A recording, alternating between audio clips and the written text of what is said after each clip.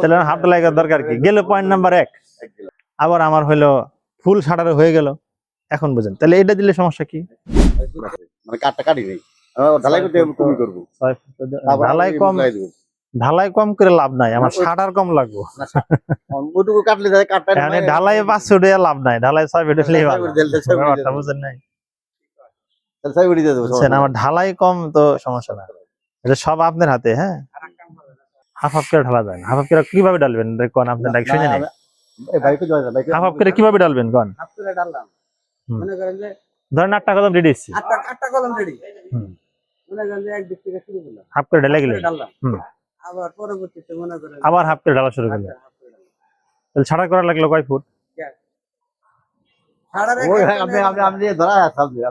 না, আমি শেষ করি, আলোচনা শেষ করি। শাটার করবেন কয় ফুট? শাটার পড়ে গেলে হাফ ঢালাই দরকারটা কি? এই ফালাইলামই যখন আমি, তাহলে হাফ ঢালাই করার দরকার কি? গেল পয়েন্ট নাম্বার 1।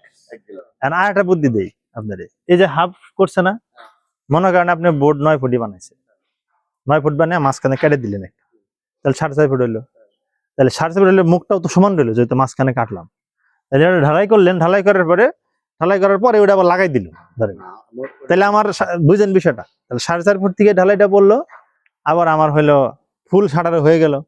এখন বুঝেন তাহলে এটা দিলে সমস্যা কি? এটা দিলে কি সমস্যা?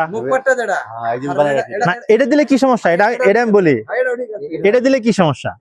এটা দিলে সমস্যা হলো, তাহলে আপনি কেবলই একটা কাঁচা ঢালাই করছেন, কাঁচা ঢালাই করে ওনে যদি আবার এই হ্যামার দিয়ে লোহা মারা শুরু করেন, তাহলে ওই ঢালাইয়ের কি অবস্থাটা হইব নিচের টুকুতে? এই জন্য এটাও করা যাবে না।